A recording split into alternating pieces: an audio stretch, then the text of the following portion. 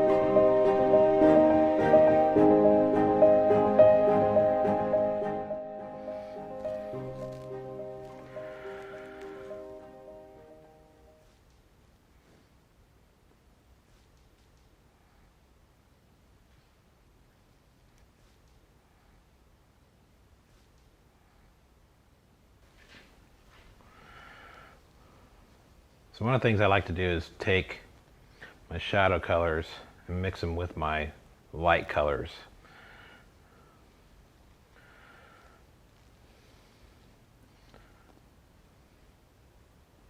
Which helps the harmony, all around color harmony.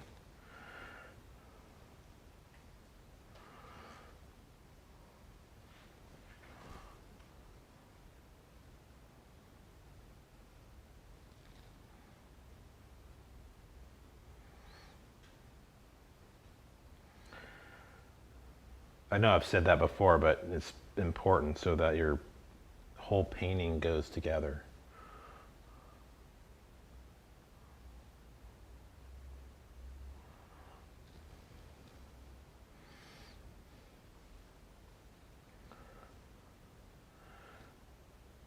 So right now I'm just trying to lighten up some of the buildings in the background a little bit more, just so there's more indicated detail.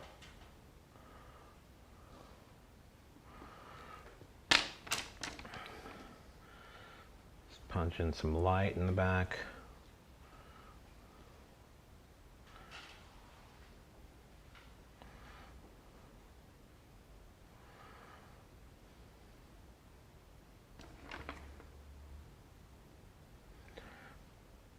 Touching the light with that to help knock it back so it's not popping out, screaming at you.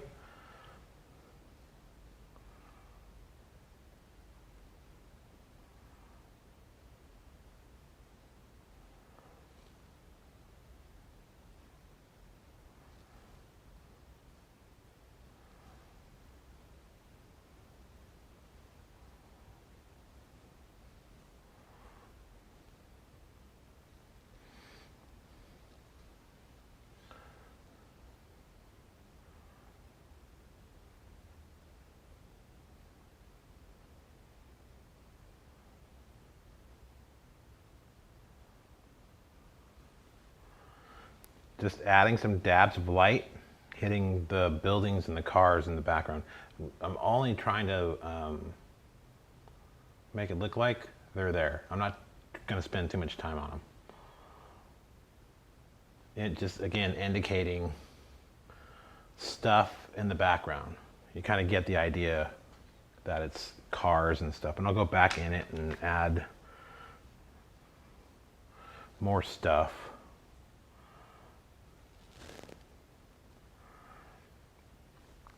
with darks, going back and forth, back and forth.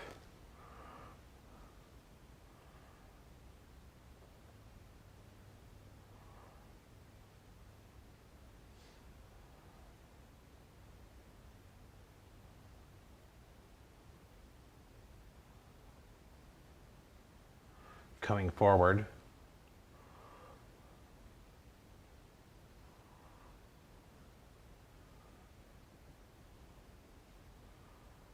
Hit those cars again there.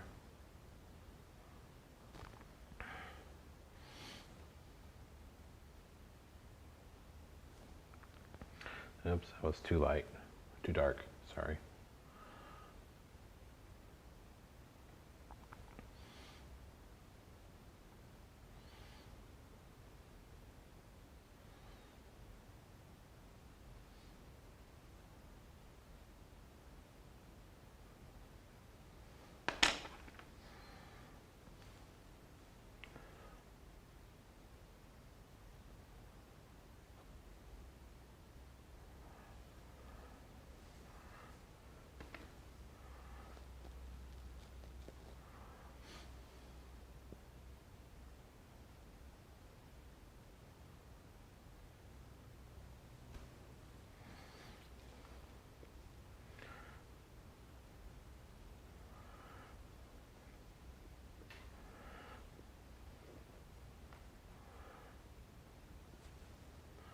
More dabs of light.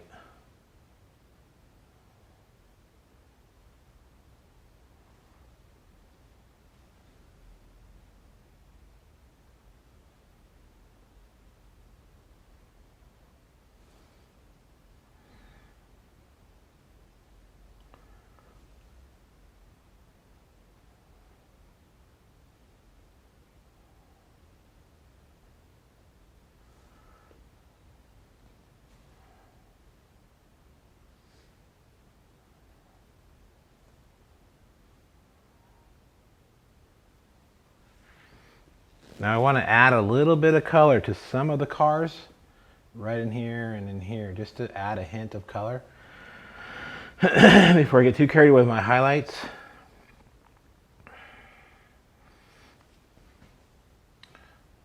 Just to break it up too, to indicate some cars that, you know, have their own individual .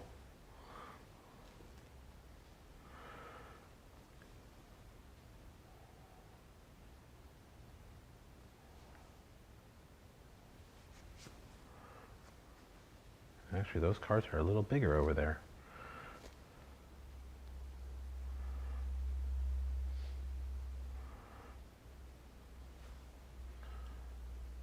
Or they're out further than I thought.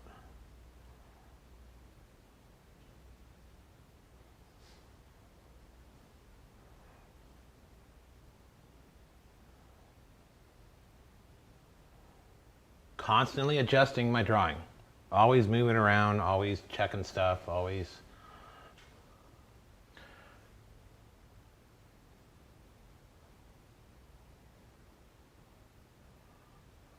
That's looking a little better. They're just dabs. They're not, I'm not going to go in and render each one. Not too much, at least. Like I was saying earlier, just trying to indicate them.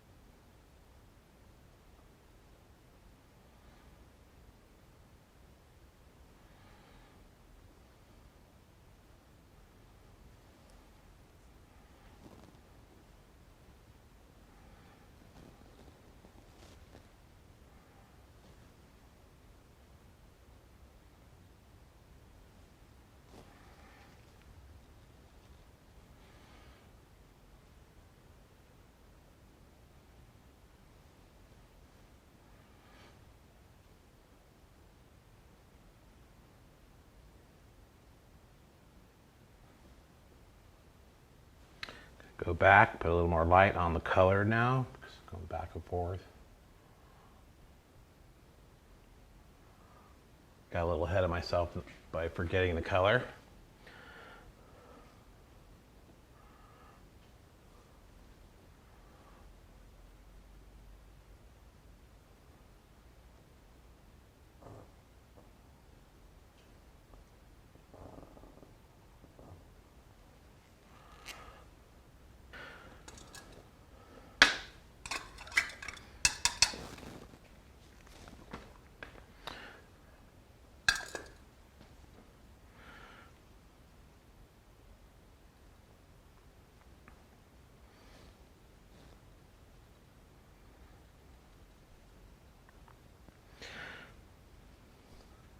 So I want to start defining this area a little more. So I noticed that my trees are a little off with my proportions, so just a minor adjustment.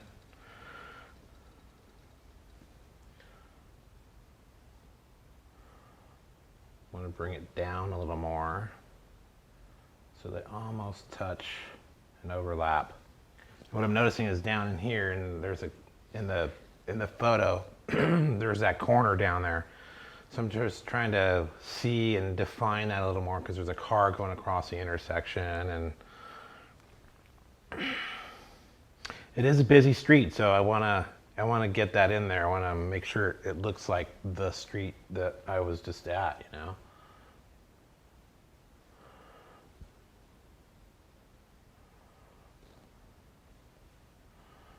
There's like people and a car right here, and I made my car too big at first.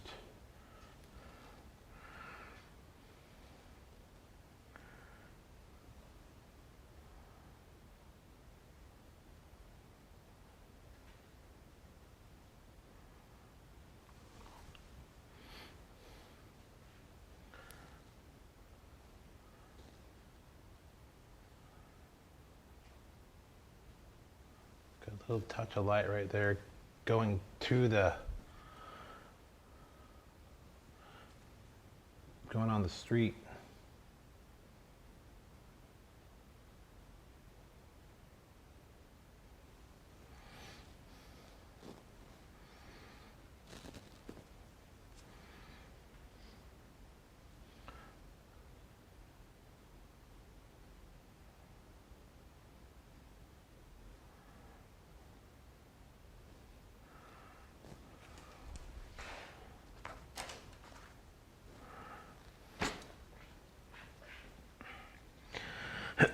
No, I use a lot of brushes. I sometimes end up with 10, 12 dirty brushes throughout a painting because I'm lazy. And cleaning brushes is, I wait till the end.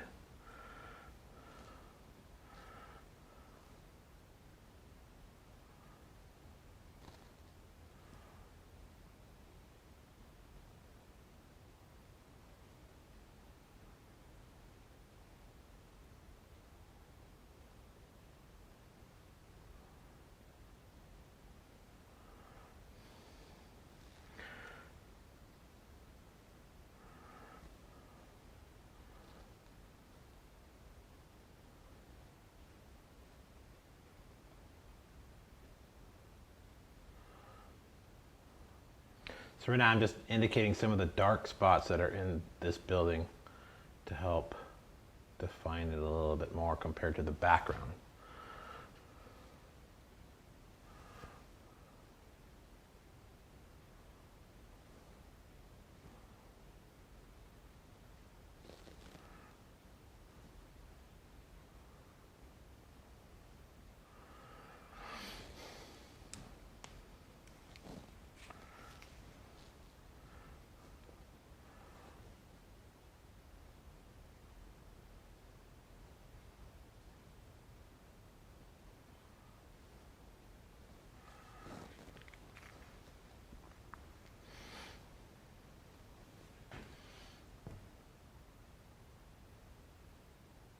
It was too dark, darn it.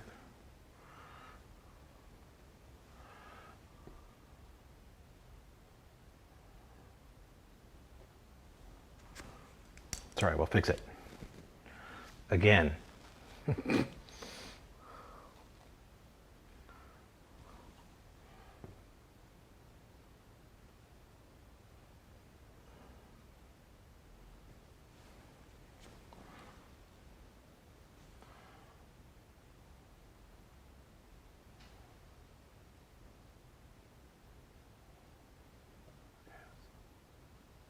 I'll come back to that. I'll leave that area alone for a little bit.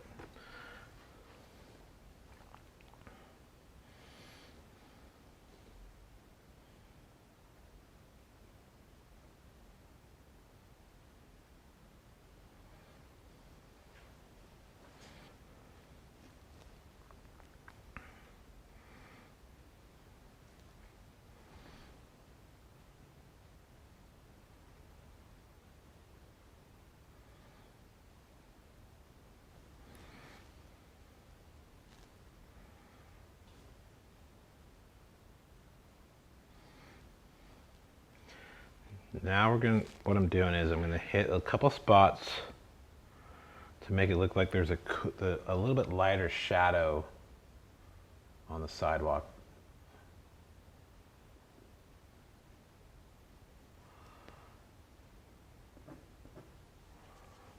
Using the other tip, I always do that scrape, brush. You want to try to use the whole side of the brush. So I use all parts. I paint with the tip part, the flat part, this edge, and I scrape too. So I go back and forth.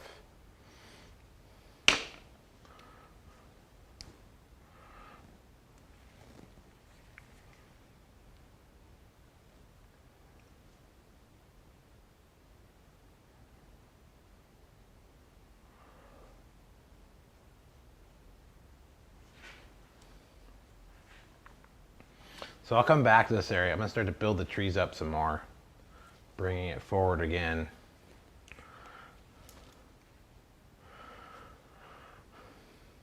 Starting with these trees back here.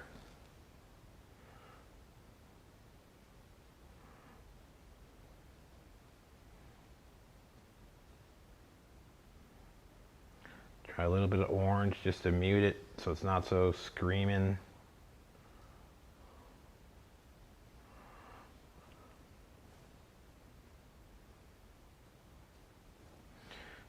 A little more yellow. Throw a little viridian in there.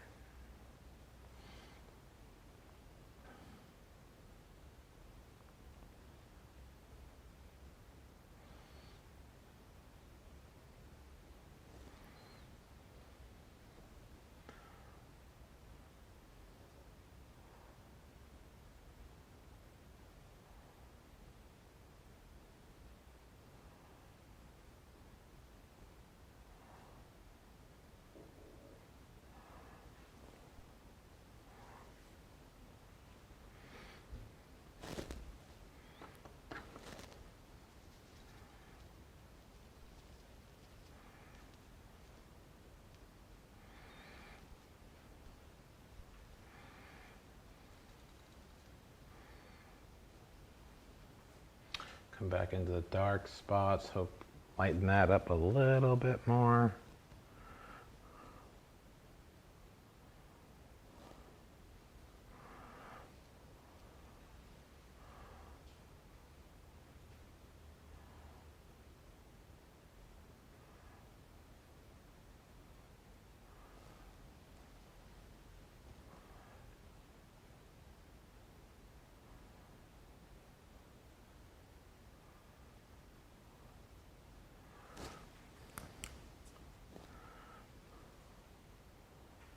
Poking through a little bit.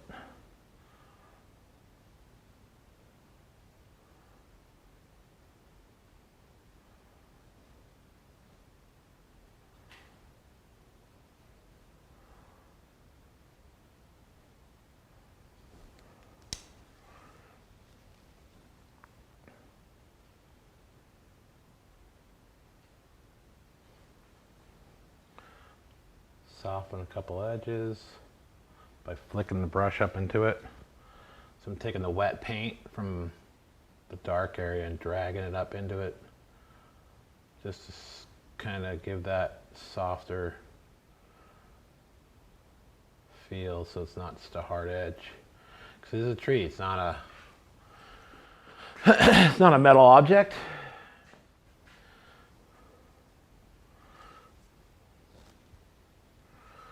And to bring the same green over to this one will have a couple different greens in it because of what's going on with the light. A little darker.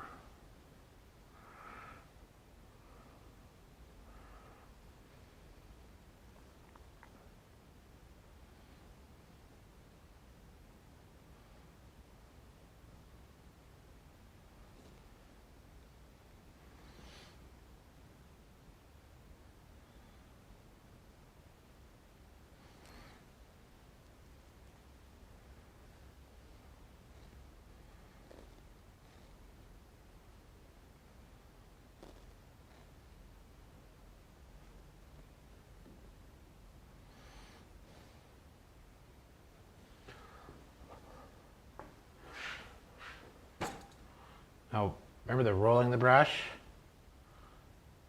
Another way to soften your edges.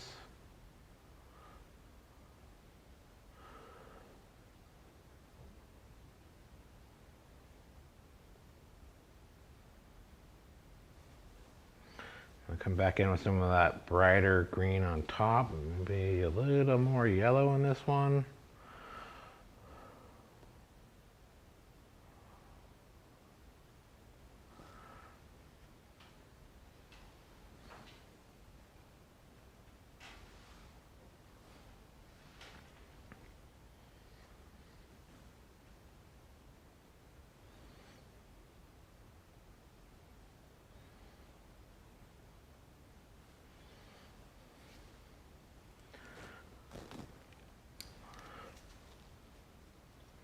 Go back into my darks to add a little more form with a cooler, lighter green.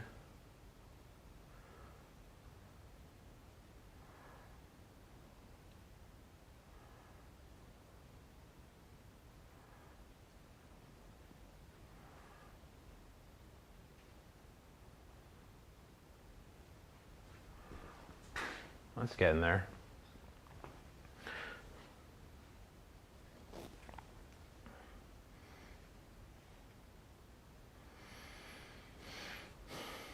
Now notice no white. I didn't use any white in this green.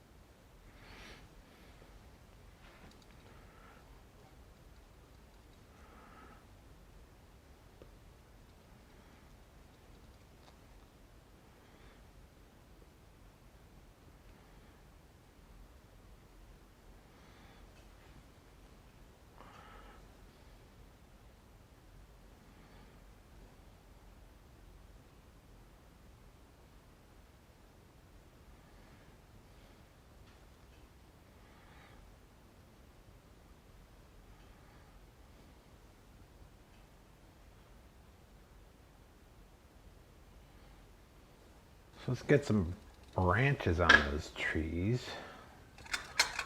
Try to separate that from the background a little bit. So I gotta lighten up behind it just a little bit, just back here.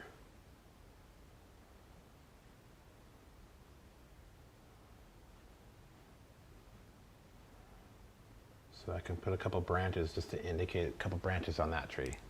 They're almost there.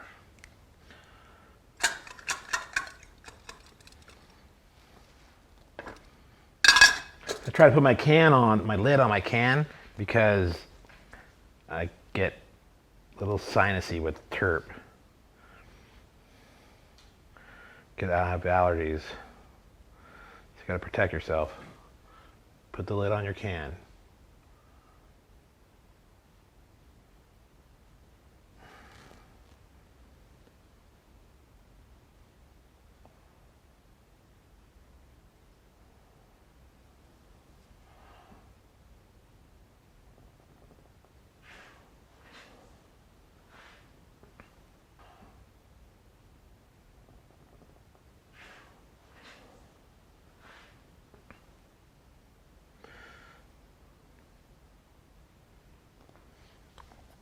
So I just noticed there's another sign back here behind this tree. So I just want to put a little mark just to indicate the sign so you see a shape. Then I'll put the other tree in front of it, the sycamore. So we're going to come forward now to the sycamore tree. And actually I'll do this pole first. So I'll do the pole, then I'll do the sycamore tree. The pole is just going to be like a simple stroke. But for these, I like to use rigger brushes because I can just hit it with one stroke, and I really love Rosemary's rigger brushes because they have a long handle on them, so you don't have to be right up on it. We're not writing, we're painting. So you want to hold your brush further back on the handle, you know? And I try to go at it like I'm a fencer, so to say.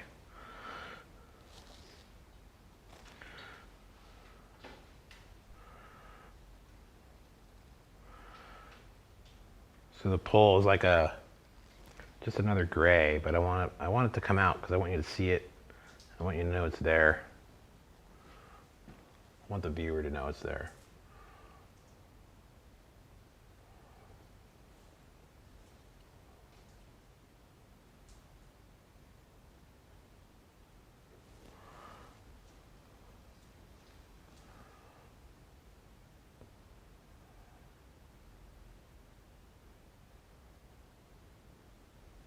Just indicated. And yes, I touched my painting, but I get to touch it again now. Look, see, look, gone.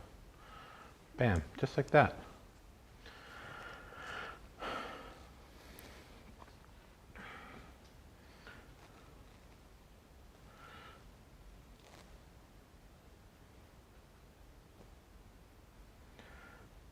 So I want to get the sign in.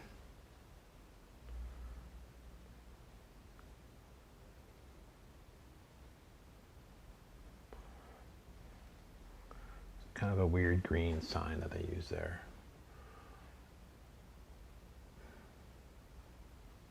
It's actually a little lighter than that.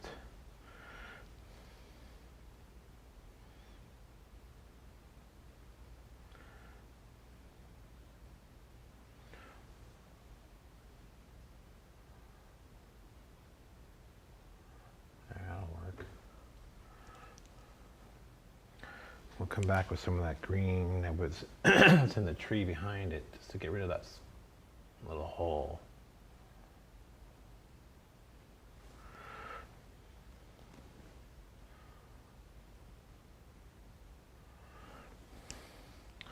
Then with the same rigger, we'll indicate a little bit of writing, just a couple dabs, really.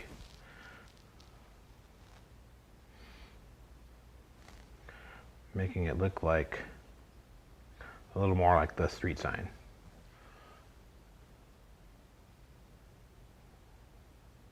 But you can't hardly even tell because it's too dark. So lighten that up a little more.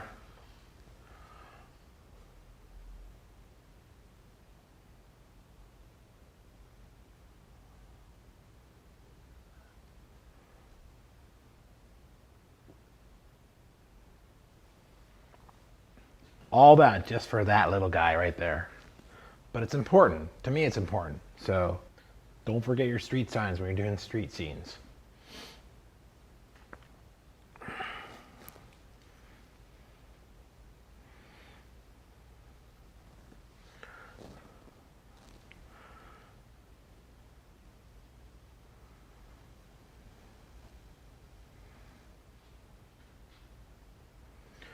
start doing the branches for the sycamore tree. Now it kind of comes down into like right here on the, tucks right behind the cable car.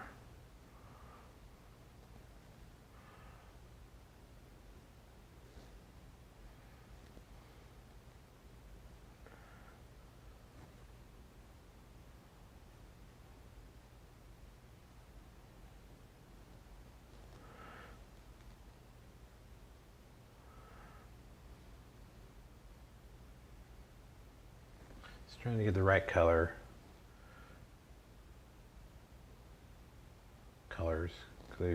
They're weird trees. Branches go crazy on them.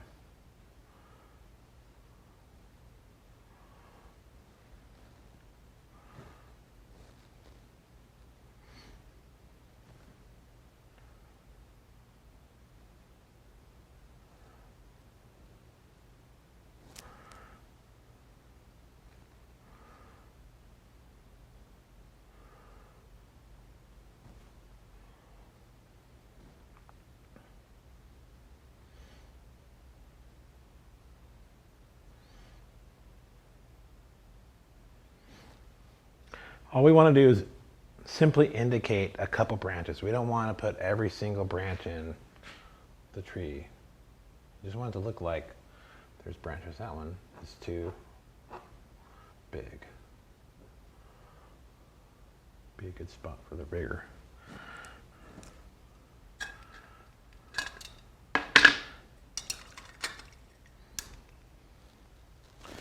So notice the rigger. The riggers are great for little branches.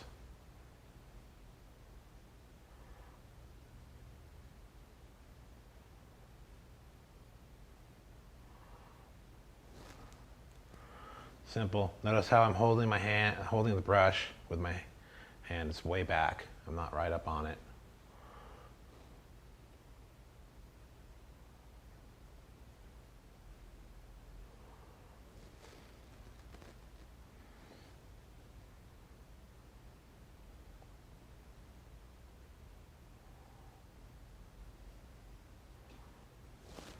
Lighten those up a little tiny bit. And scrape into them, it knocks them back a little bit sometimes.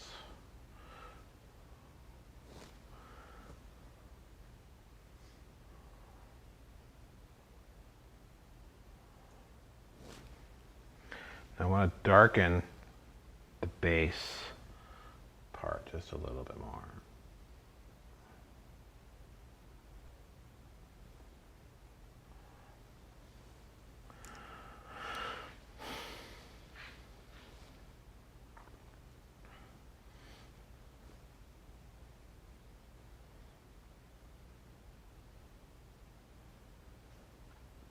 A little more color into the tree.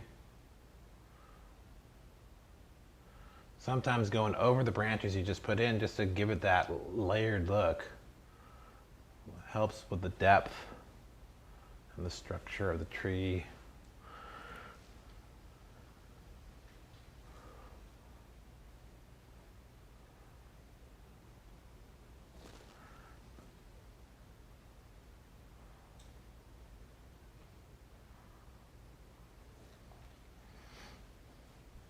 Do a little roll with a little tiny hint of green.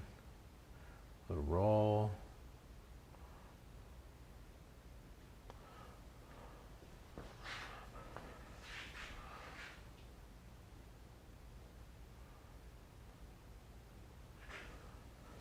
Come back in with some brighter yellow orange color.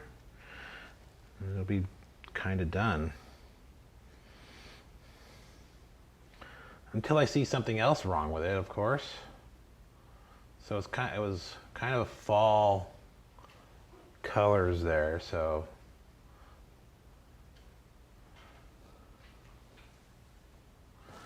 trying to indicate a little bit of that.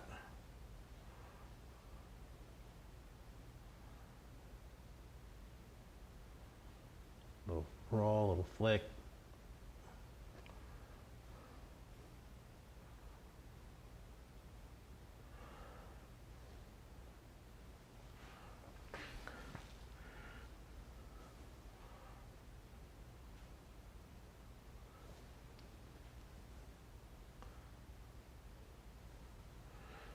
right.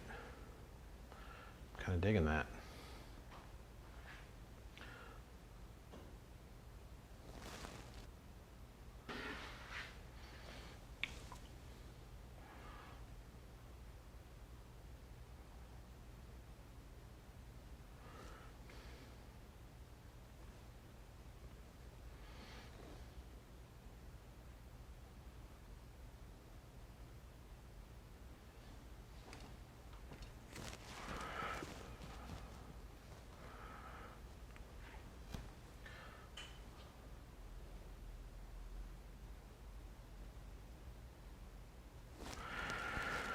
So just notice this little dark spot back here that I want to punch it up a little bit, which will help the tree, separate the tree from the wall.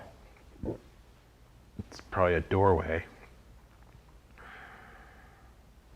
Excuse me for burping in your ear.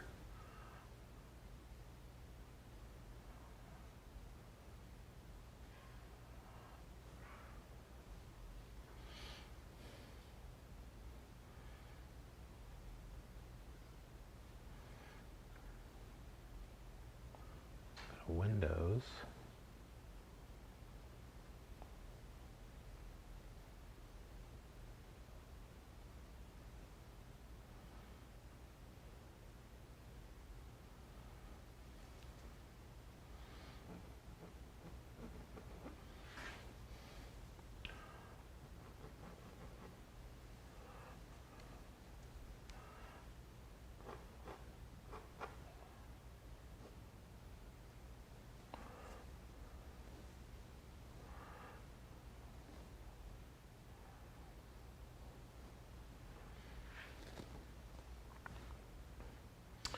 So let's clean these windows up a little bit.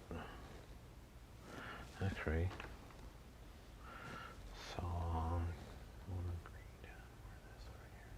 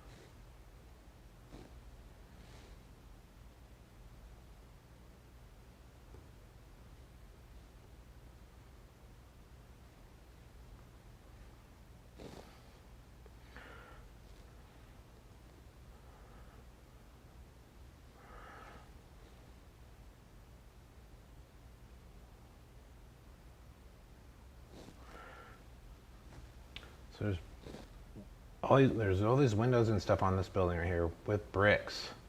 So I'm just trying to indicate the brick color a little more. So I put a little more red, mix that with this puddle of mud over here.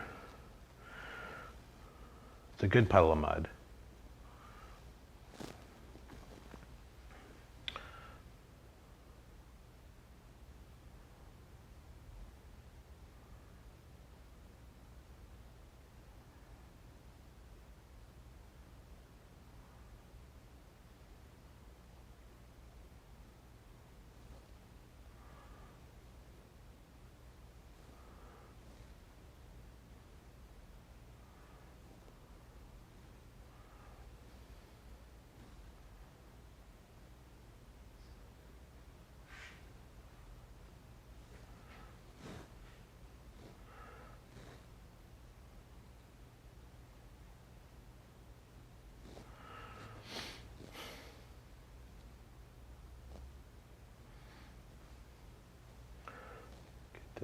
Here, it's part of the wall as well.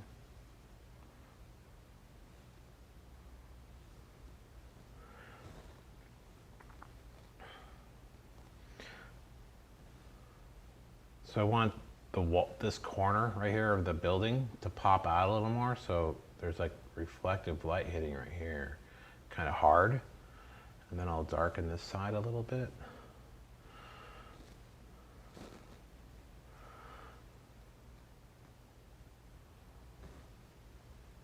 Just to try to define the building a little more right there on that corner.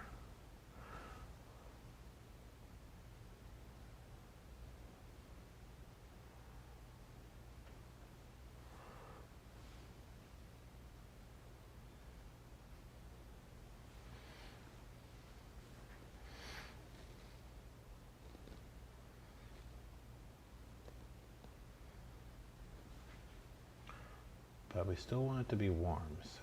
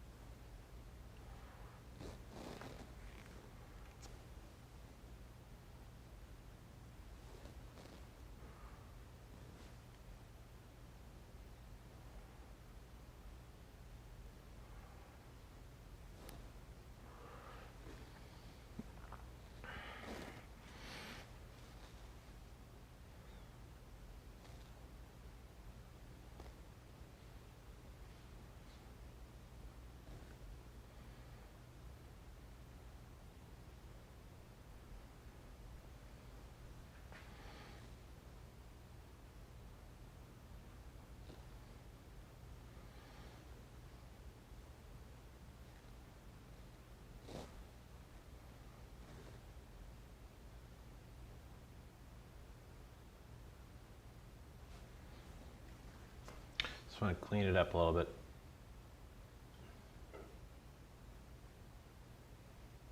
Let's bring this edge down a little lower.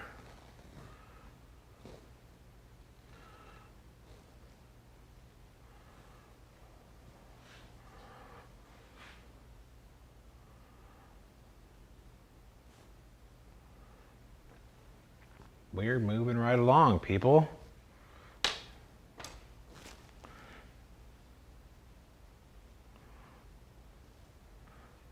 More signs.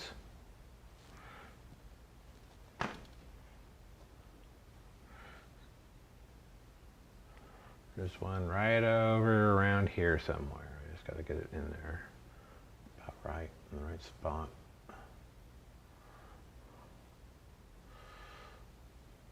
It's actually bigger than that.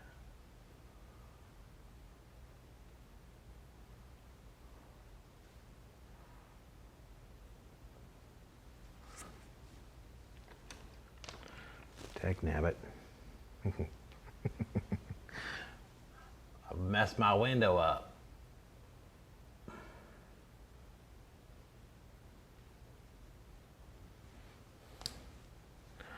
All in the name of a sign.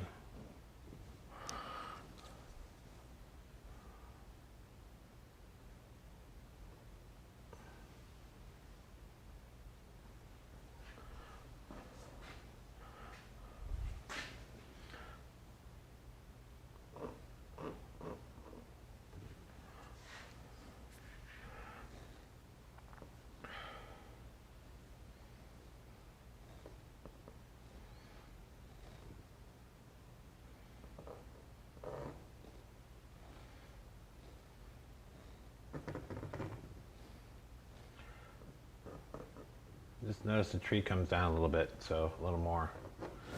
So I'm going to fix it.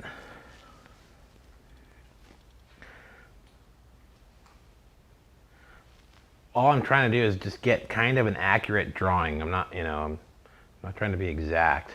But when I see things that are off, my ADD kicks in and I need to correct it. Because I'll probably end up fixing it or changing it anyways.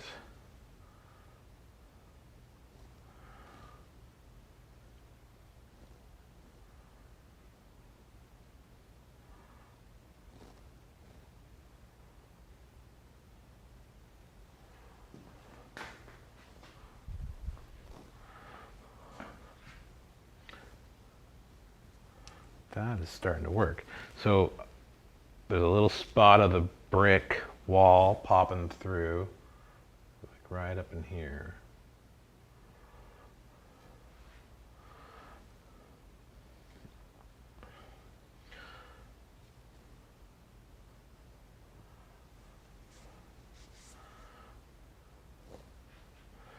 And there's another pole. Comes down about here.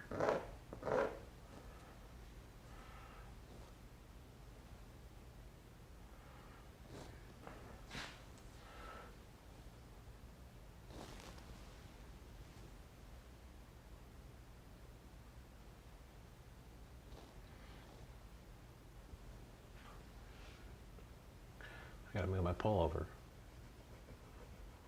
It's all right, we'll erase it.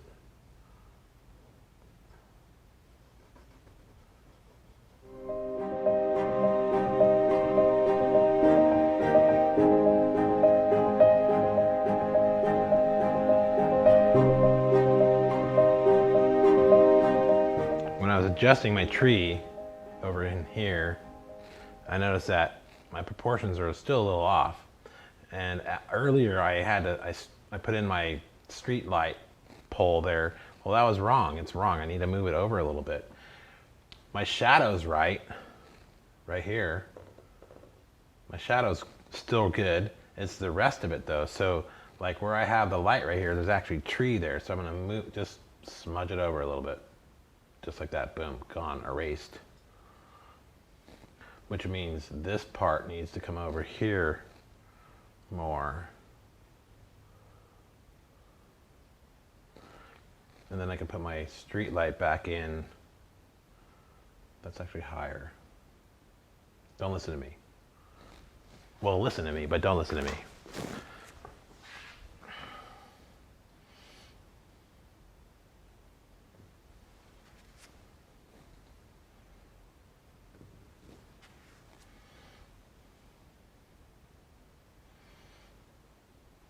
It's just a little higher, so.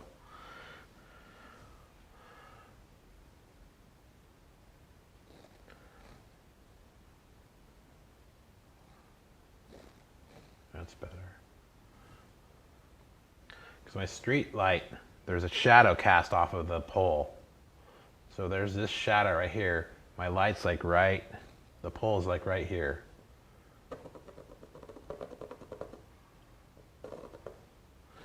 Which puts that light right there. Minor adjustments. So you see this one, there's a perspective to it. So there's this one here, which is closer to me, and below this one. This one's up a little higher because that street flattens out right there. It's a tricky spot to paint, but that's part of paying attention to your proportions and seeing and relating everything together, you know. So I know earlier today, I didn't do that. I didn't see that. But I caught it. It's okay. We live and we paint on.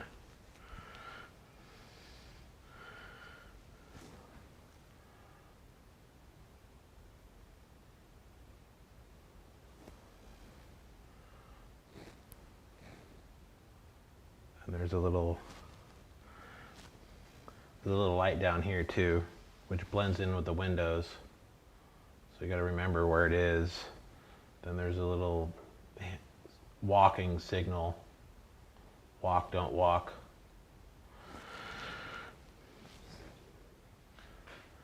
Which in San Francisco, pretty much everybody that's a local is a jaywalker. So if you want to fit in, be a jaywalker. Don't be a tourist. Just walk across the street. It's okay.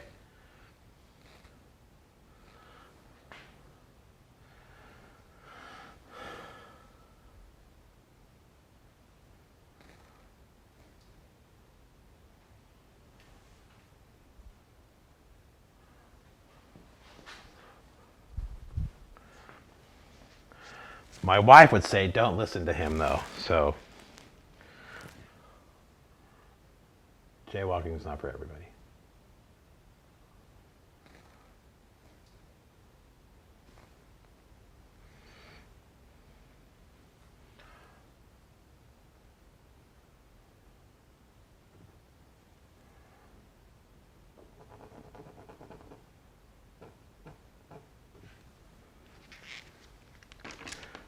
Come back in behind that.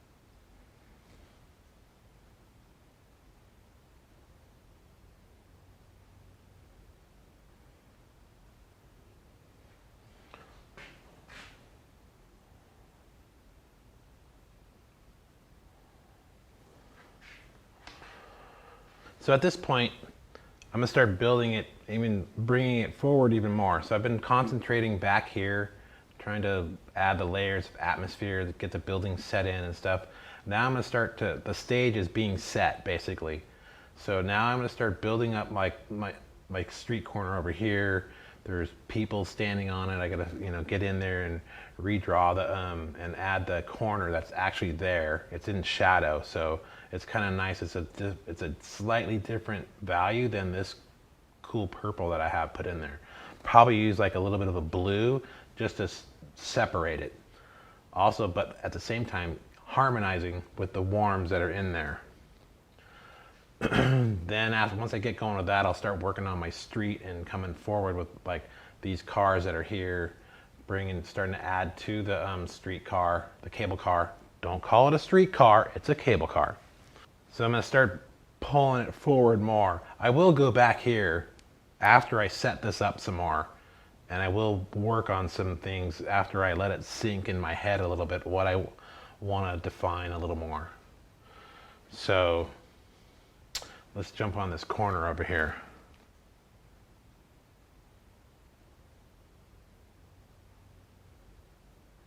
I'm just going to indicate some people just so I know where they're at. Maybe, actually, I'll do the pole first because the people are in front of the pole. Pulling out my awesome Rigger by Rosemary brushes. Yes, that's a product placement.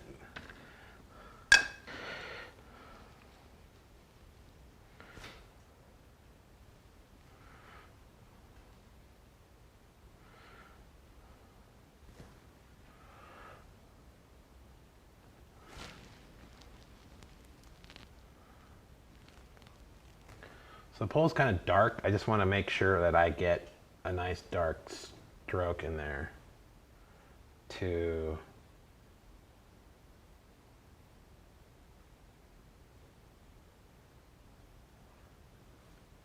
indicate the pole. So bam, pole's done. There's a little street sign that goes like right here. It's a one-way sign. So we'll try to get that in there a little bit.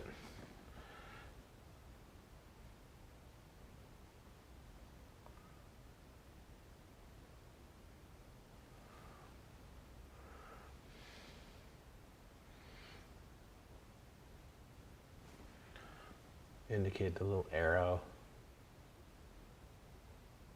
Big arrow. How are we looking at it?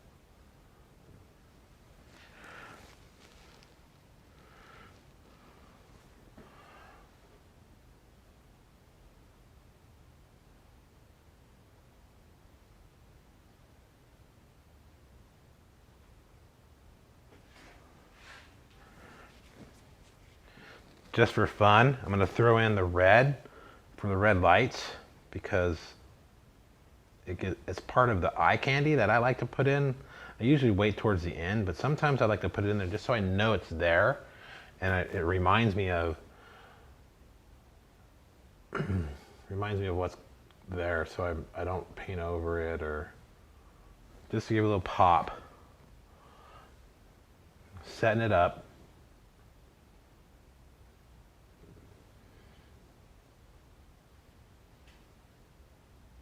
Oops, that one's a little big.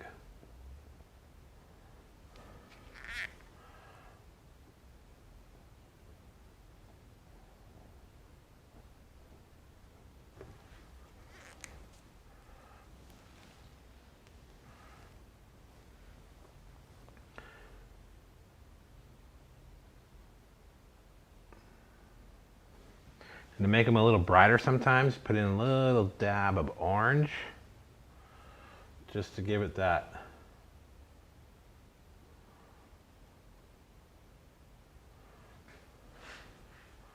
gives it a little sparkle. It's kind of sparkly.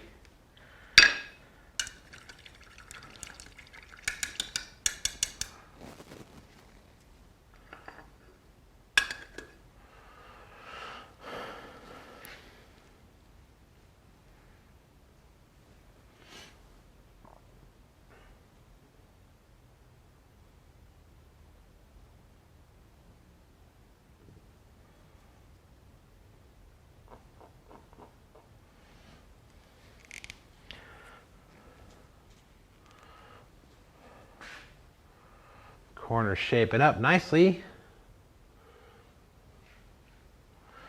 So there's a cluster of people right here.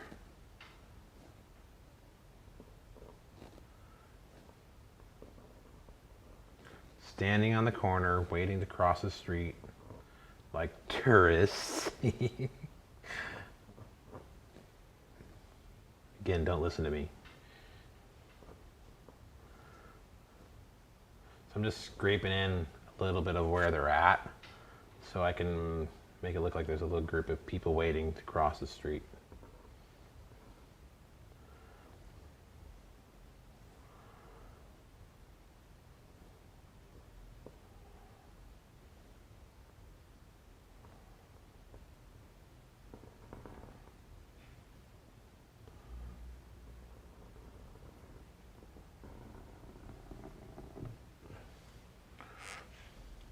That's my curb line, basically. That's where the sidewalk is.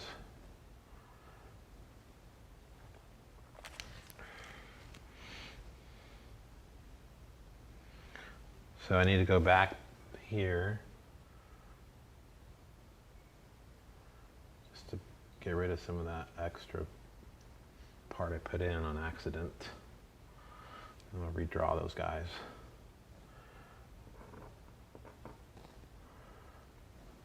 There's someone crossing the street right here. Again, I'm not gonna put a lot of detail on these guys. They're just indications of people. If I was doing a whole, like just that street corner, there'd be way more detail put on them. So you'll see when I get there. It's coming up.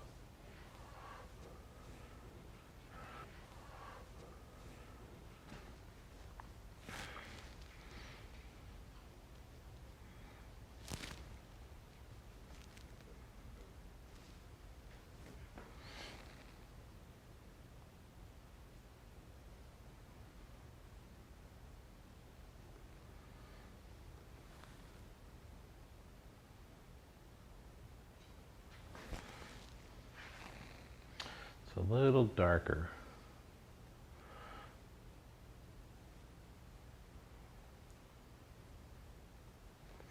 Still want bluer though, not purpley.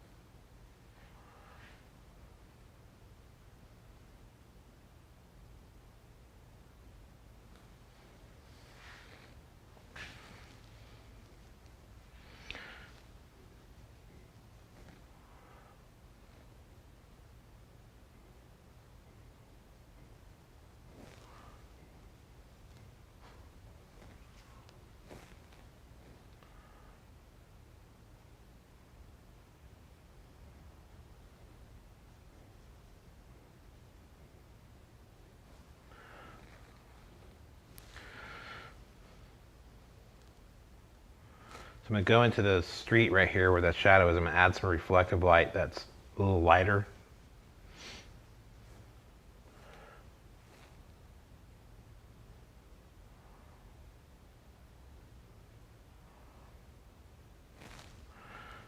Put a little tiny warm, a little bit of warmth in it. In some spot everywhere, just in some spots, just to almost not everywhere.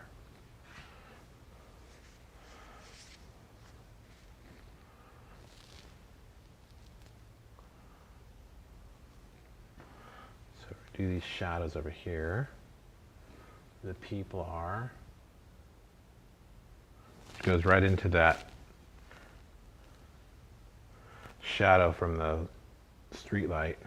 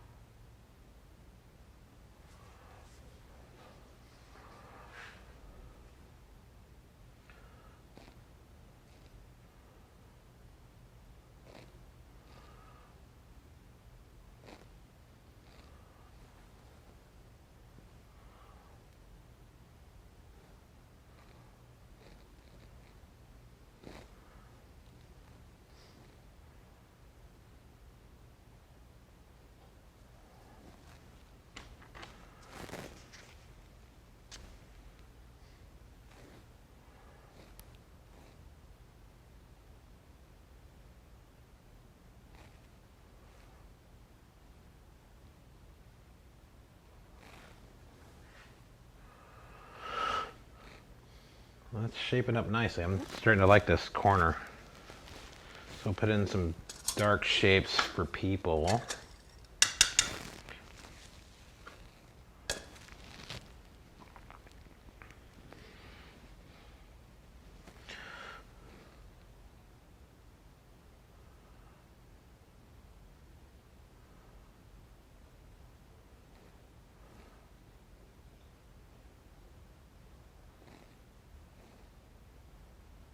So it's like a little cluster of people there standing, waiting.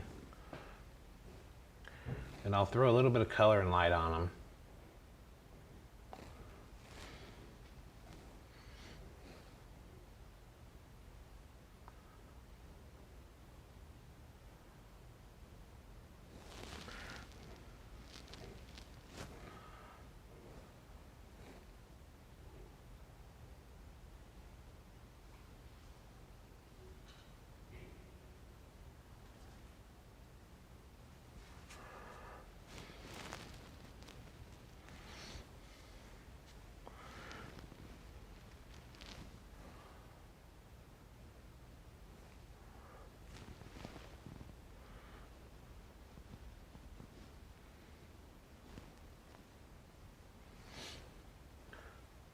Like someone wearing a purple shirt or something. Maybe it's red.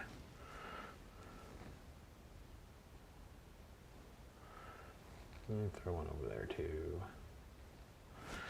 Through a little white, like it's a white shirt or white sweater.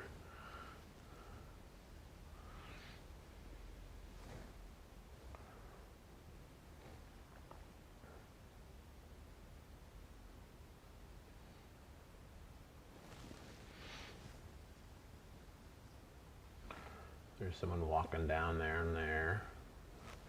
Lighten that up a little bit.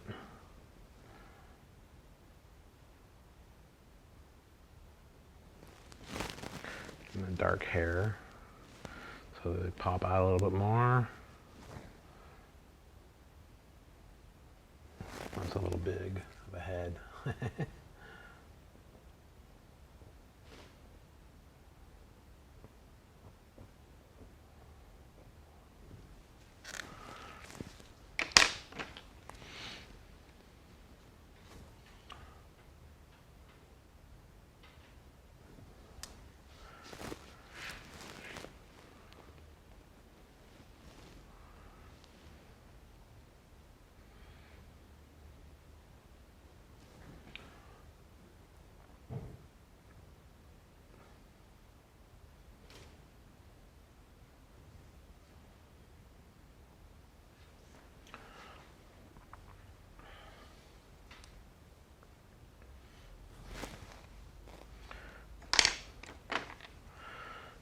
Redo the sidewalk over here next to this guy.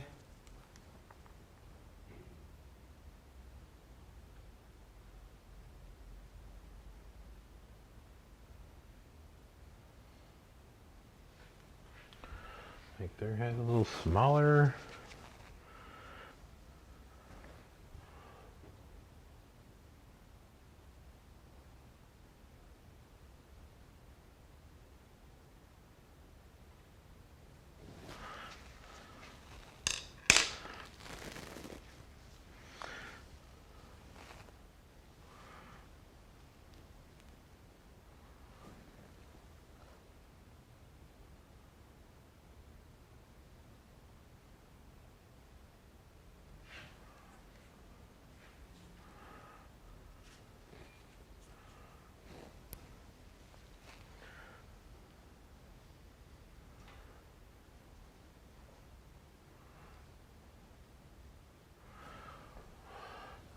Throw in a little bit of flesh color just to indicate some faces and stuff.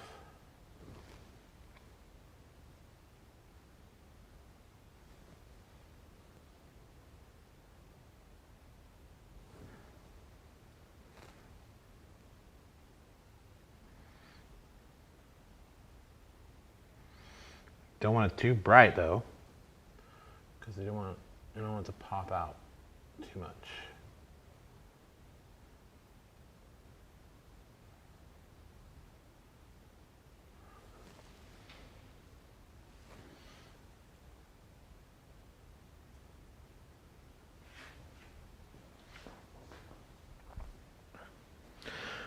Throw a little light on them, and those guys are done. So it's just indicating light next.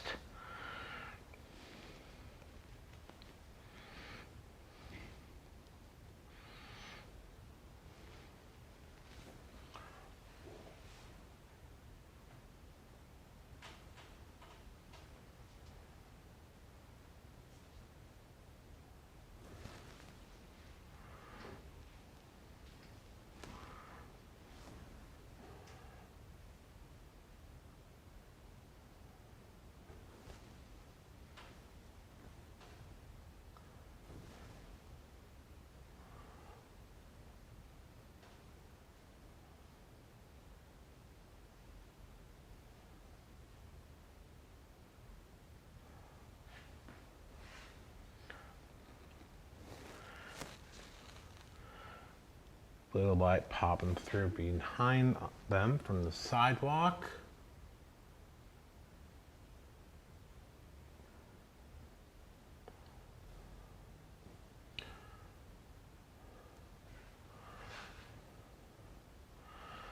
We'll leave it at that like that for right now.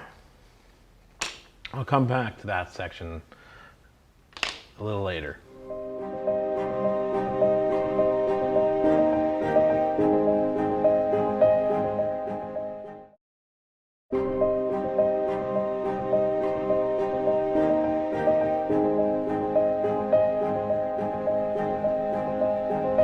Cities are filled with incredible painting opportunities for artists.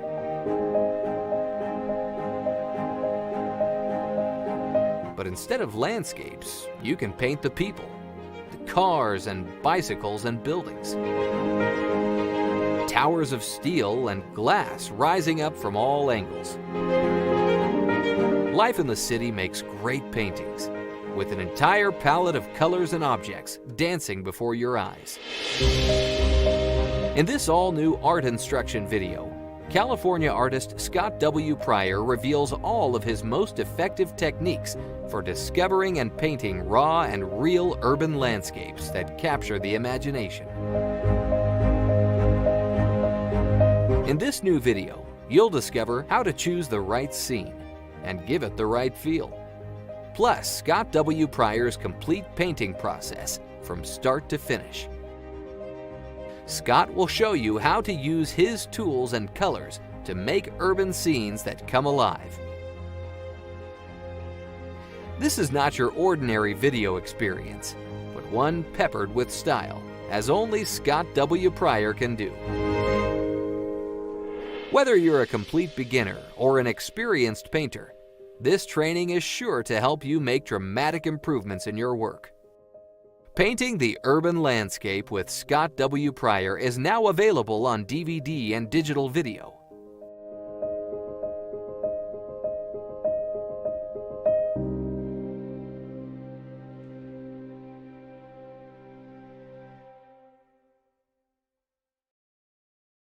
Well, you've just seen Scott W. Pryor. You can learn more at lilyartvideo.com. Now let's get to the interview.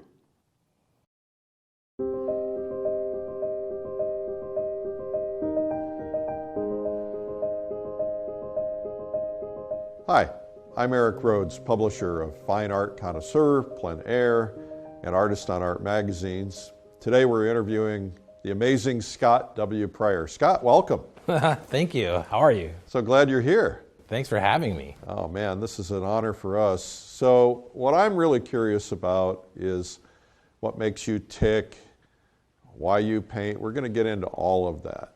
But first tell me where you live, what's home, where's home, what's your family life like? Home is in Oceanside, California, and I have 2 daughters and a beautiful wife and 2 dogs. And Oceanside is northern San Diego County, but we're near the water, so we get to live the dream. And you grew up there? I grew up actually in Costa Mesa up in Orange County. Okay. So how'd you end up in near San Diego area? The long story is basically my wife and I have lived all over California, and when I went to school, I went to the Academy of Art in San Francisco, as you know, and then we moved to LA, and then it was time to buy a house. We ended up back in Orange County, bought a house in downtown Santa Ana, rode the tidal wave of the real estate market, sold it, and then moved down to Oceanside. Basically better schools, because our daughter was old enough, she had to go into kindergarten, and the school system in Santa Ana is not so hot. Well, those are the things we have to think about. That's yes. For sure. So let's go back to the very beginning. What are your first memories of being exposed to art or thinking about art? My grandparents, on my dad's side, my grandmother and my aunt both painted. So I always had them around painting birds and flowers and cutesy stuff. Were they any good? Yeah, they were decent. Yeah. They were decent, like hobbyists, definitely. But that was intro to it, and then like they always bought me stuff to paint and draw with, along with my mom too. So she was really into it. She does a lot of craft and toll painting and stuff. So I just kept doing it here and there, and then as I got older, I started doing it more because I got injured in sports or riding my motorcycle, or so I'd be laid up with a broken foot or sprained ankle or something for many times, and she's like, here's a book, learn how to draw these characters, here's a sketch pad, here's some pastels, ready to go, you know, because reading wasn't, I tried reading, but I didn't, that wasn't my thing. So drawing and painting became more of what I did. So do you know how to read? Yeah, yes. Yes, I do know how to read. I'm just kidding. I read your magazines. Good answer. Good answer. So was that your training then, when you were asked to draw cartoons and so on? That started it, but when like getting into high school, I went more into the sports. So I wrestled and played football. I didn't really do the art thing during high school because of sports, and one of the teachers was my wrestling coach, so he taught silk screening and drawing, and I already spent a lot of time with him, so I was like, I think I'll just go this way and go do shop or whatever. Right. And then 6 majors later, I ended up going into art. When you say 6 majors later. Yeah, after high school, going into college, I wrestled a little bit in college until I hurt my knee, and then started pursuing physical therapy, nutrition, communication, radio management,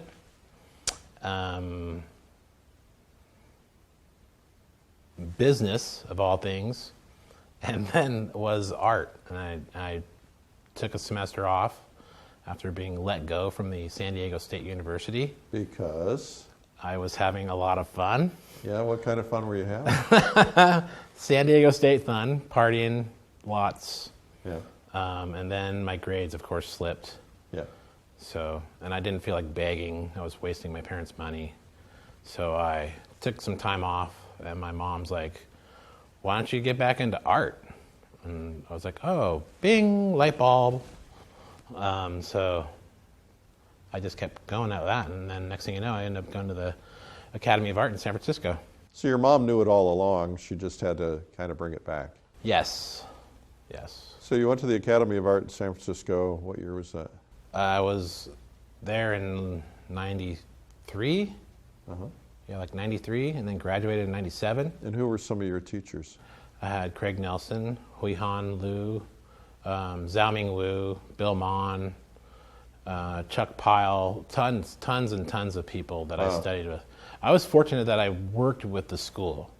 So I had a job at Starbucks. There was a position in college work study open at school. I left Starbucks, started working with the director of the illustration department, back then was Melissa Marshall, and that basically was like a TA for her. Go get me coffee, get me lunch, go set this class up for so-and-so. And so because I would be done, I was able to sit in with other teachers, draw with them, and also I got exposed to who was who, and took classes from them, and made my schedule go around who was teaching. So you were really getting more education than you were supposed to by having that TA role. Yes. Don't tell Elisa Stevens that I was sitting in on classes. Elisa, send him a bill. Yeah. So, and it was great because it was like boot camp, and it was serious, all about drawing, design, painting, color, all, in 3.5 years of being there. Did you get an MFA? BFA. A BFA. Yes. All right. And then after that, what happened? Well, I was, to back up a little bit, like the year before I graduated, Disney and all those animation companies were hunting for students, and I opted to stay and be the second one in my family besides my dad to get a degree from a 4-year school. So had I left, though, I could have had a job with any one of them. Yeah. But I stayed in school to finish. That was probably a good decision. It was. It felt really good. And we had our own little bonding moment, which was nice. So then going forward, I was trying to get into, I was an illustration major and painting minor. So I was pursuing illustration in LA. We moved down to LA like almost right after I graduated, basically because my wife had an opportunity to get a better job. Wait a minute, you got married way back then? Yeah. All Yes. Right. How old were you when you got married? 23. Yeah. Yeah, that was there. Backing up, that's kind of funny because I had met my wife at a club that I bounced at, and it was So it was a trampoline club, is what you're saying? Yeah. Punk rock club. Definitely had a lot of fun there, and I met her there on a night, and then we hit it off, and I was like, I'm going to move to art school. I'm moving to San Francisco to go to art school. And she was like, well, I'm not moving with you unless we're married. And I said, cool, let's get married. And, we're 23 years into it now. So Congratulations. Yeah, thanks. So you got out of school. Got out of school, and then we moved to LA, and I was pursuing illustration jobs and showing my book around, trying to get into background painting, set design, whatever, little niche I could find. And started apprenticing with Alan Hunter at Steiniger Ad in Beverly Hills, which was very interesting. And I also learned that I didn't really like the ad industry because of the amount of hours and time that people were working. It was crazy. It's 12 to 18-hour days, sometimes no sleep. But the money was great. You just never saw your family or your friends. Right. So you moved on from that, and then what'd you do? I fell into, at that time, I was also teaching at the Palos Verdes Art Center, so I was teaching drawing and pastels. And one of my students had suggested that I go see a show that was at the Malaga Cove Library in Palos Verdes, and it was like Dan Pinkham and two other people from the California Art Club. I think Gil Dillinger was in it as well. And they're like, have you heard of the California Art Club? I'm like, no. I'm like, who's that, Right. And then I stumbled onto like a newsletter because when I was going through the files and stuff at the art center, at Palos Verdes Art Center, and I came across one of their catalogs. I'm like, oh, this is kind of neat, and so the next day I went to the show, and Dan was there. I met Dan because he lives right there. And he was discussing with the people to take the show down. And so I just introduced myself to him. And he was like, oh, we're looking for artist members. You should submit. I was like, I don't even know you, Artist members of the Palos Verdes. No, of the California Art Club. The CAC, okay. Yeah, sorry. Right. He was like, are you a member of the California Art Club? I'm like, not yet. I don't even really know anything about it or, So time went on to submit for artist member. And I hadn't joined yet. So on a whim, I just was like, you know what? I'm going to submit for it. So you were doing painting. I was doing some painting on the side, minimal. And a lot of, going around, showing my book around, trying to get a job, right. But I was painting on the side. I was teaching 2 days a week. And then we had also at the same time, we had our first daughter. So I was Mr. Mom in it, doing lots of waiting tables, doing whatever it took, Right, sure. Then so last minute, I was like, I'm going to submit. Called Dan. He answered. He's like, you should go submit. Here's the address. It's in Pasadena. I'm like, okay. And I got my stuff together. And, and last minute, of course, because that's how we roll as artists. Yeah. I was like, I got my photos together and my slides together. And one of them was horrible. One of the reprints came out like crap, and I was just like, I can't deal with this.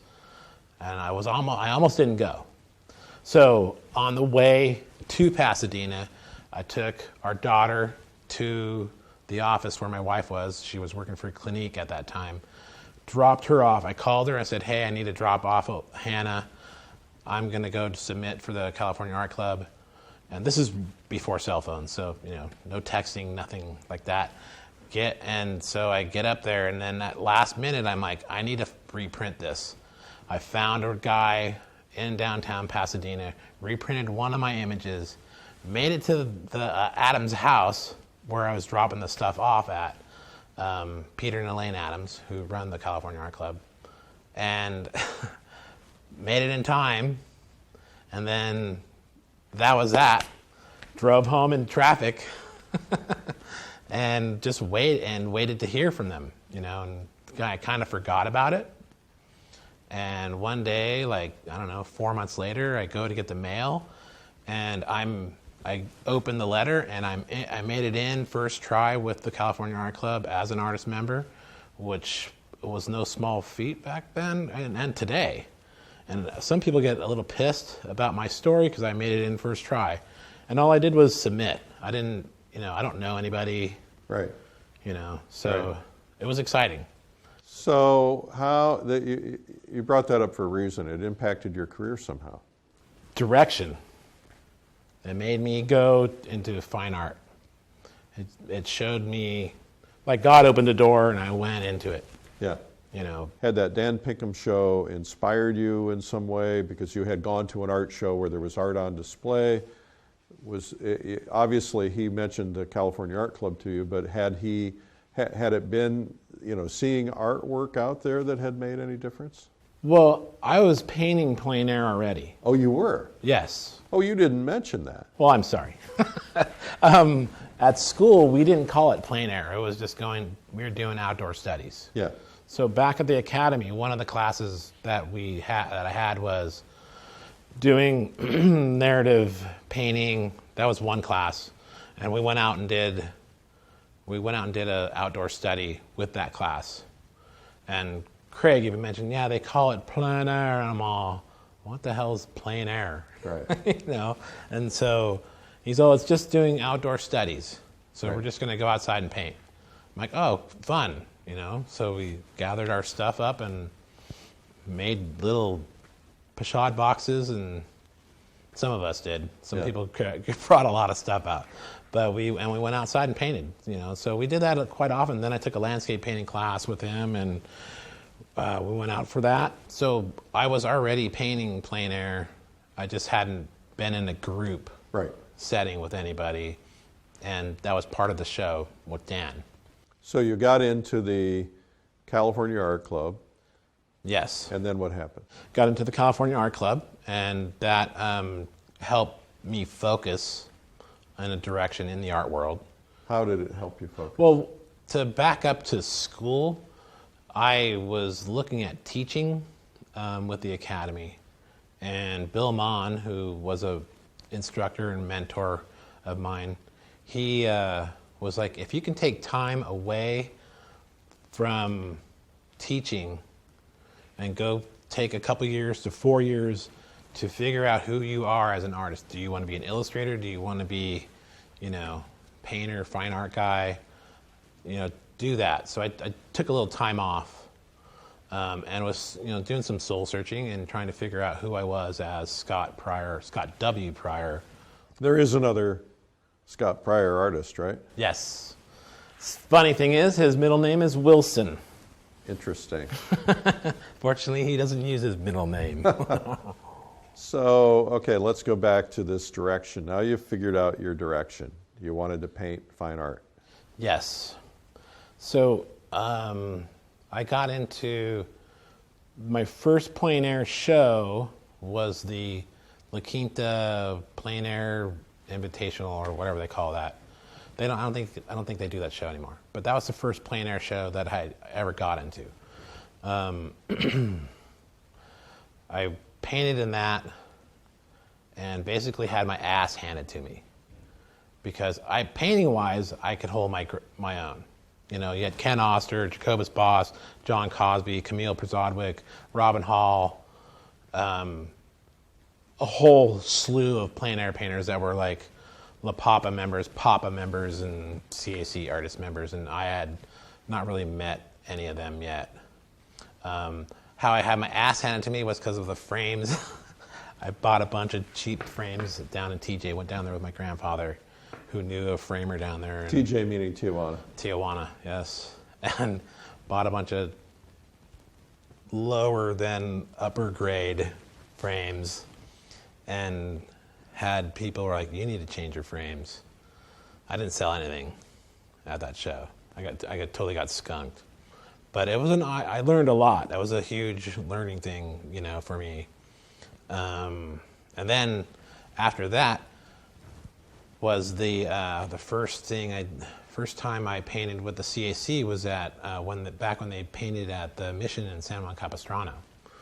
So I was involved in that, and that was fun because it was like all CAC people painting on the grounds of the Mission. We had a full run of the place. We could stay there at night, paint nocturnes, do whatever we wanted, and they just let us do that. And then we had the weekend sale thing, and that's back when I met Jeremy Lipking, okay, Eric Merrill, all these guys that are in it today, and we're all still friends. Some people have taken off with their careers, and some of us are still... Oh, stop. Swimming. You wouldn't be here in this interview if you were just swimming. Swimming against the grain. And the rest, as they say, is history, right? Yes. Any other key points? I tried to get into the Carmel Art Festival Plein Air show back then, and I got denied. And I was like, well, what the hell? I know all these people in the show. How did I get denied? Because I've been around. I know people. Why can't I get in? Well, the juring process and stuff, and nobody knew me and in that circle. So I called, and I was like, I talked to my friend Terry Masters, who lives out in Palm Springs, and he was like, why don't you see if they'll have a waiting list? Okay, so I called, hey, do you guys have a waiting list? You're the first one on it. And then somebody pulled out, and it turned out it was Carol Cook. She pulled out of the festival, so they had a spot open, and I got to go in like last minute, 2 weeks before the show, and I went up and had a great 3 days of painting. Won an honorable mention. My painting went for triple the asking price in the live auction, so I was like, all right, this is good. And that kind of like really kick-started, like, I can do something with this, So it gave you the confidence. Yes, it definitely gave me the confidence. 3 artists were the judges, so I was judged by my peers, which felt awesome to see, like, oh, wow, I'm accepted by these guys. Right. And in our world, that feels really good, right? To have that, and it definitely builds your confidence. So I just started charging and going, as you said, the rest is history. So for the people who are watching this, let's go down a couple of rabbit holes if we can. The first rabbit hole is training and learning to paint. We have people who are watching this who are novices, maybe haven't even painted yet, or just starting out. We also have people watching this who are experienced pros. But now that you know what you know, you went to art school, you did a lot of drawing as a kid, you went out into the plein air circuit. Knowing what you know now, what would you advise someone to do? Would you advise them to follow the same track? Would you do something differently? Knowing what I know now, I think for me, going to the school was the best thing for me to help build me up to be prepared. But you don't have to go to school. If you can find people, not one person, but people to study with. Why do you say not one person? That way you don't become a mini-me. Right. You want to become your own person. You Right. want to have your own voice. You don't want to become John Singer Sargent, although that would be really awesome. That would be awesome. So do you recommend doing that simultaneously, or you jump from one, learn what you can from one, then jump to another? Mix it up. Yeah. Mix it up. Act like you're in school, and maybe do 4 weeks or whatever or 4 workshops with one person, then go to another person, or rotate it, while all at the same time, though, you're doing your homework. You're working from life. You're drawing from life. You have to get as much of that in as possible to build your mileage. Drawing from life, meaning still life, meaning models, what? All the above. Everything. Still life, the chair in front of you, your mom having coffee in front of you, having models posed for you, going to the drawing labs and painting labs, portraits. Get out and study everything. Right. Always be drawing. ABD. Yes, always be drawing. And personally, if I'm not drawing, I'm looking at stuff like, how would I solve that puzzle? Because everything's a puzzle to me. How can I figure that out? And I'm drawing it out in my head where I'd start, and so I'm always seeking. So drawing is the foundation of everything. Yes. So if I say to you, look, I don't want to learn to draw, I just want to paint. I would say, okay, good luck with that. Learn to draw. Painting is drawing. You're just drawing with a brush. I probably have heard this 100 times, if not 1,000 times. I wish I could do that. I don't have any talent. I can't even draw a straight line. And what I say to them is, this is not about talent. This is not something you're born with. This is something that you learn. How do you feel about that? I agree with that.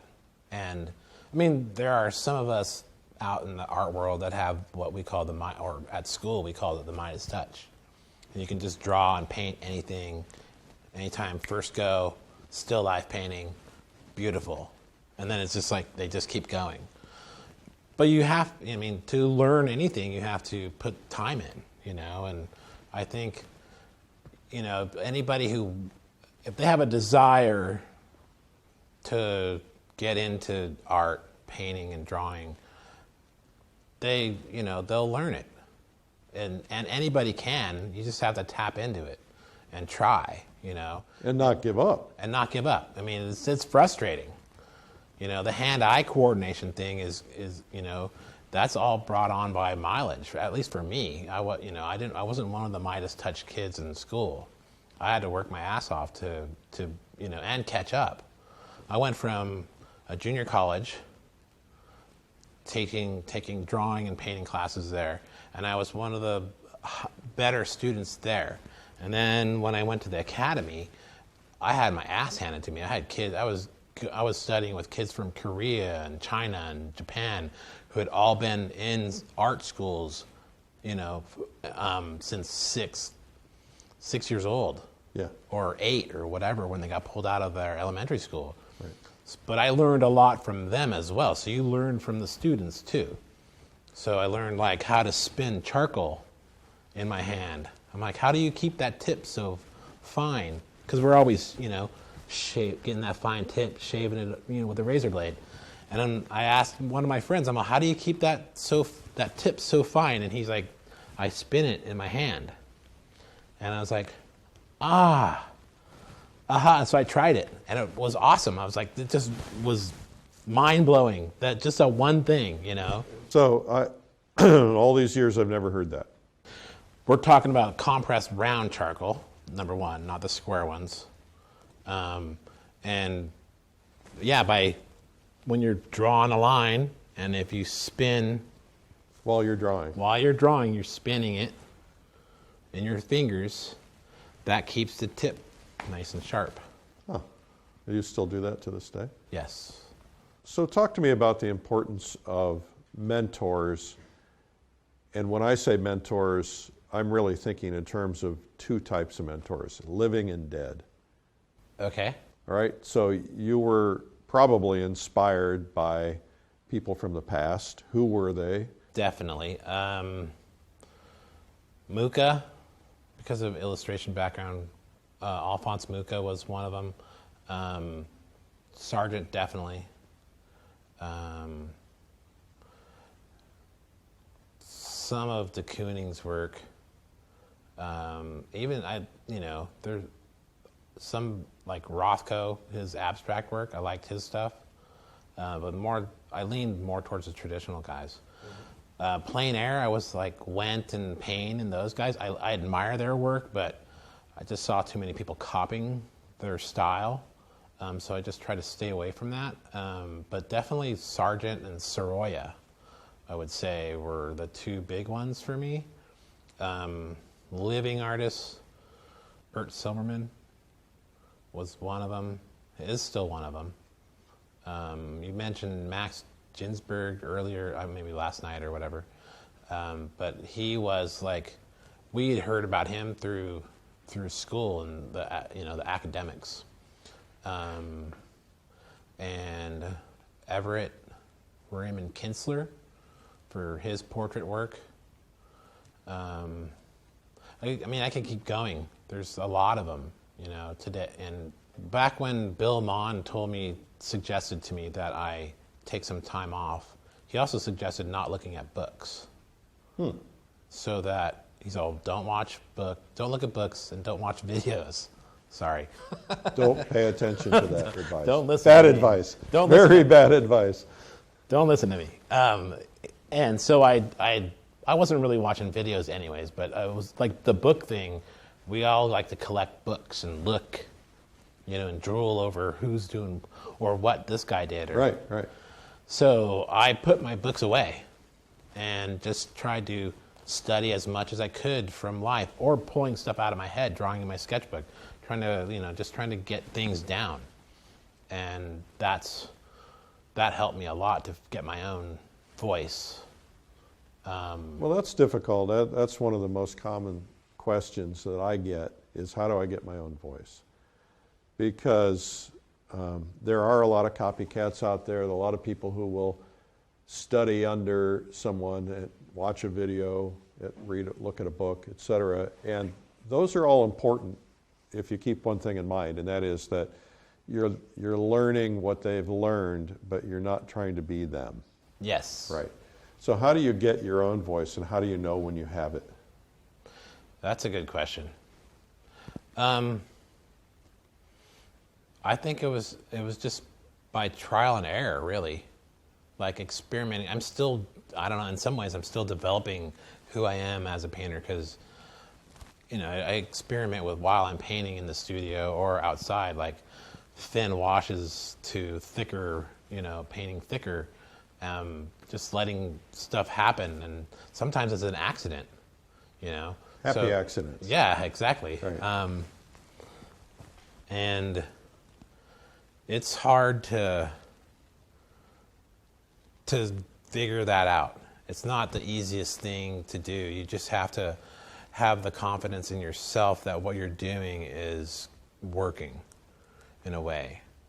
And I think having your peers help you, sometimes that helps. Because their help is by going, that's a great painting, or that's an awesome drawing. It's a really good question.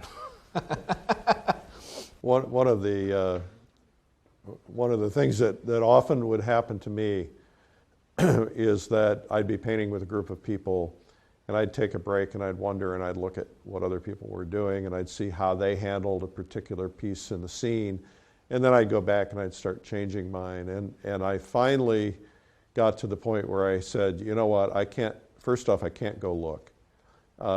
Because I don't want to be influenced by what they're doing. And secondly, I can't care what they think. I've just got to think about what I'm doing and do it for me. Because if you do it, if you care too much about what other people think, then you're going to be constantly adjusting to that and trying to chase that. You think that's? I agree. There's like one instant.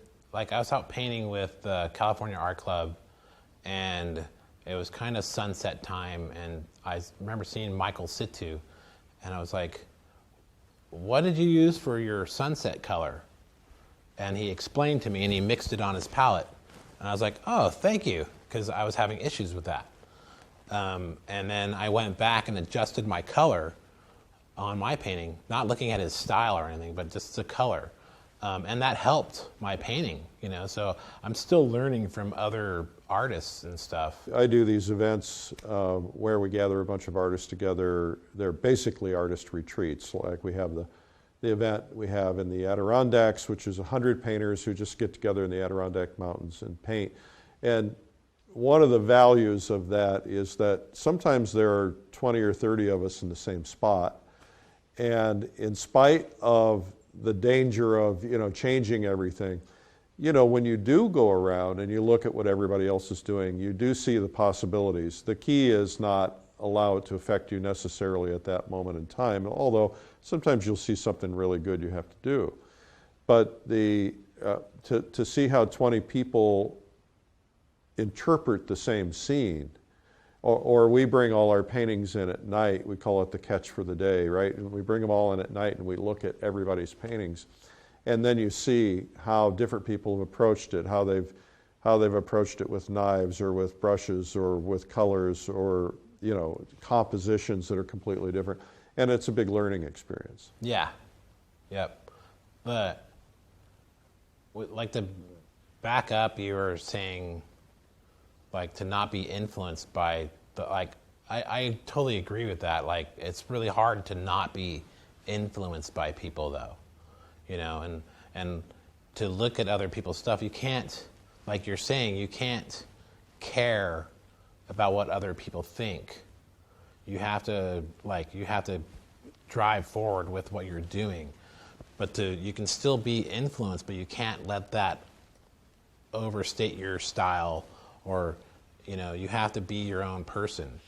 Well, the foundation of what you've painted, let's say you've painted for a couple of hours and you're going in a particular direction, and then you go off and you see somebody else had a completely different composition, and then you go in and you try to work it into yours, it screws it up. You want to remember it for later. Yes. But now a lot of people that I know like yourself are constantly in a learning mode, attending other people's workshops or getting out and specifically painting with somebody who does something that you want to learn how to do. Yeah. Now, do you do that kind of thing? I was invited to a weekend with the Masters, kind of a workshop thing in San Diego through some other I forget who the magazine was.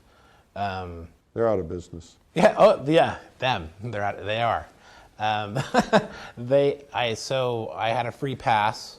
They invited me to come, and I sat in with David Casson for a day, learning how he, trying to refine my portraiture, because I was trying to get back into painting portraits after a few years of not doing them. And then the next day, I took a workshop with Dan Gerhardt's, and two totally different approaches, but I got a lot out of it, and I got to see them work and how they work. That's my big thing. Like painting with them is fun, You've been to the Plein Air convention. Yes. Tell me about that experience. Tell our audience about that experience from your perspective. It was rather awesome to have our tribe together in that mass with that many people, because we're all in our own little world. Sometimes we get to go paint with friends, one or two, or that's in how I do it. Or like I used to do the Plein Air, a lot of the different shows throughout the country, and we'd have 3 or 4 of us would meet up and paint. So it's fun, and that the convention itself was like painting with your friends overload. So it was like super fun to be able to get together with a large amount of people, make new friends, see old friends, and talk about what we do, talk shop. My wife's tired of talking shop with me. My kids are like, Dad, come on. So it was really fun. Scott, you're selling your work how? Mostly nowadays direct, but I'm still in 2 galleries, one back east, and Helena Fox, and American Legacy Galleries in Pasadena, LA area. Great galleries. Great galleries. Well, it's not easy to get into either one of those, so that's a testament to the quality of your work. Thank you. Yeah, no, and in fact, both of which, when they asked me, I was already in other galleries. So at one point I was in like, I don't know, 6 or 7 galleries, and it was hard to keep up. Yeah. So when because galleries change, as we know, and like I was in one, for example, I was in one in Vail, and when I first was in there, the first 2 years, I mean, within the first 3 months of being in the gallery, they sold like 33 paintings. And I was like, wow, this is awesome. And then their clientele changed because the economy changed here. Their clientele, they were getting more South American clients coming up and spending time in Vail. So they changed their whole gallery to mostly a contemporary style gallery and asked me to leave because they stopped selling my paintings, which is fine because I was selling in other markets, and so I've just thinned the herd out a little bit so that I can be in 2 higher end galleries. So back when the topic came up again, hey, do you want to be with us? I was like, yes, because right now I'm like moving things around, changing some things up, and like you said, they're hard to get into, and they both accepted me. So it was kind of almost at the same time. And it's been good. So what is it that you haven't painted yet that maybe you have this dream of the ultimate painting you want to do? Maybe it has to do with size, maybe it has to do with place. Is there some dream in the back of your head that you're kind of noodling and trying to figure out how you're going to get it done, and what is it?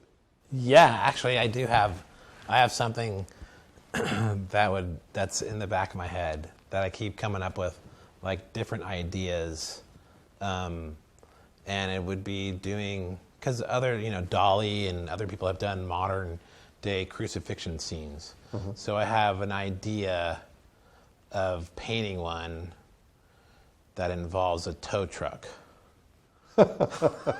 That's as far as I'm going to go with it. Yeah, well, you don't want to give the idea I don't want to away. give it away. Is this a big painting? Yeah, it would be a big painting. Yeah. It would be like, the biggest I've done so far is like 48-60.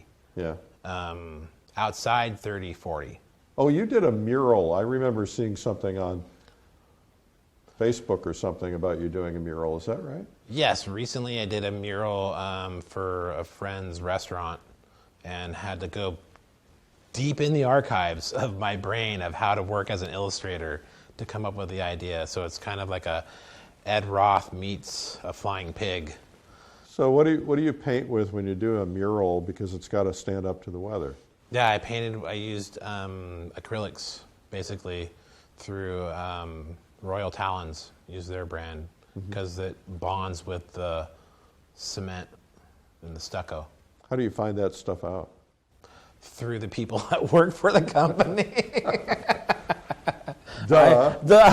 Yeah, well, normally we just use house paint, and I've done some murals with friends and where I live and helped out here and there a little bit, and this one was all me on my own. And I was talking to Kyle from Royal Talons, and he's like, let me send you some paint and you can use it. So I said, sure, that sounds great.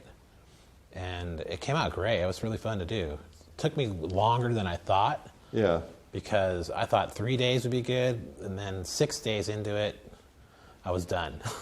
Well, that's 6 days is pretty big. How big was the mural? It's like a 10 by 13 foot wall. Wow, that's huge. So That'd take a lot more time for most people. yeah, it was projectors. Got to use projectors. Now, do you use projectors when you're normally working in the studio? No. Sometimes I have, like, just to speed up the process, but for the most part, no. But in the mural, you came up with an image, you drew it out, projected it on the wall, sketched it? I did not project it. Oh, you did not? No. Oh. I have the owner of the restaurant. They own another restaurant in Oceanside.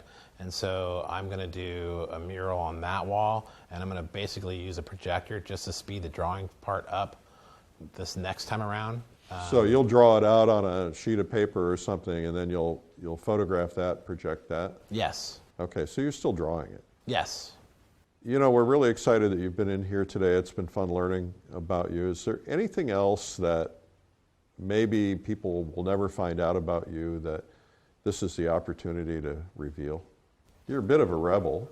I'm a bit of a rebel. You're actually more than a bit of a rebel. You want to talk about that? It's pretty, I don't know how, it just has to do with how I was, not how, some of it has to do with how I was raised. Yeah. You know, and there have been times that have been, I mean, I grew up as a middle-class kid in Costa Mesa, but there's times where, like, I got into the music scene of the punk rock and stuff like that, which most people know that. I'm pretty open about all of stuff I do. But I definitely go against the grain. Yeah. And am known for speaking my mind and have put my foot in my mouth more than once or twice or 5 times because of that. And I've learned from that. Don't speak your mind too much. You'll make people upset. Well, you know, it's interesting because you and I first met probably 15, 16 years ago. Yes. And you were a bit of a jerk at that time. But you and I spent a week together in Cuba when we did our historic Cuba painting trip before it was open to the Americas.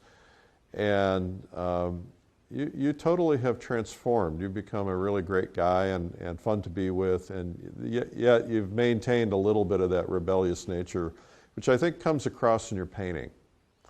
Yeah. And I think that's a good thing. That's the one place that I get to keep it. Right. You know, yeah, you don't in a want to way. lose that. I mean, I don't want to, you know, for those who I've made mad or whatever in the past, I'm sorry. You know, it's not like I intended to do it, but sometimes there's part of me that intended to do it too, because you know, I like to rock the boat. Yeah. And with some of the shows I've been in, I've voiced my opinion about how they could change some things, and they didn't like it, and then eventually they end up changing it. I'm like, told you, you know, I've been here, you won't invite me back. You know? Well, maybe it was the style in which it was presented. I totally agree, and I will admit, going to therapy is a good thing. It's helped soften some edges. So, what do you hope to be remembered by? If you were to get hit by the truck today, what do you want to be known as? Oh, geez, that I'm willing to help others with their art career and not have my hand out. You know, I've come a long ways, and it's been time to give back. And I mean, I tried to start a school, which I'm still trying to start a school, but that's a whole other deal. And it's just about helping others. You know, I find there's kids in where I live, and they know who I am and what I do, and they're like, I am a little intimidating to see walking around at times because of my size, tattoos, beard, and whatever. And those that have approached me, and I'm like, dude, here's my number. Call me. Come over. You know? Well, how much does that cost? I'm like, you're a student. It costs you nothing. You just have to spend the time. You know? So, and, you know, family guy, obviously, loves his family. And final thoughts for people who are on the journey, trying to learn to paint. Work hard. What's that mean? You got to put the work in. It's not just, you know, you got to spend the time doing it. You got to practice. And even if you're not physically practicing with painting or drawing or whatever, you're thinking about it. You know, I drive by a spot like today on the way here. I'm looking around, going, "What can I paint?" You know, ooh, that's cool. I got to go check that area out. You know, so I'm always trying to learn something, and so like the best thing, another thing, is to be open and learn from all your experiences. You know, like when we went to Cuba, that was awesome because, I mean, not to go back to politics in the art world and stuff, but I was kind of down, and that trip came around and it just gave me a kick in the ass. So it made me get back out and do stuff, you know, and be with friends and, you know, get out there and paint. So and think about stuff and be exposed to new things to get the inspiration going. So that way you're constantly recharging your inner artist. Well, this has been awesome. Thank you so much. Thank you. It's been an honor. Well, that was Scott W. Pryor painting the urban landscape. If you want to learn more, you can go to lilyartvideo.com. Thanks for watching. I'm Eric Rhodes.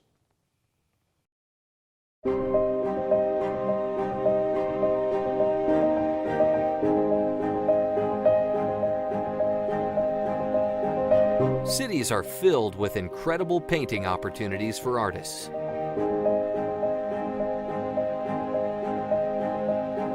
But instead of landscapes, you can paint the people, the cars and bicycles and buildings. Towers of steel and glass rising up from all angles. Life in the city makes great paintings, with an entire palette of colors and objects dancing before your eyes. In this all-new art instruction video, California artist Scott W. Pryor reveals all of his most effective techniques for discovering and painting raw and real urban landscapes that capture the imagination.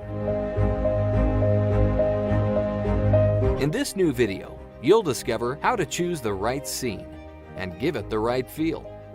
Plus, Scott W. Pryor's complete painting process from start to finish.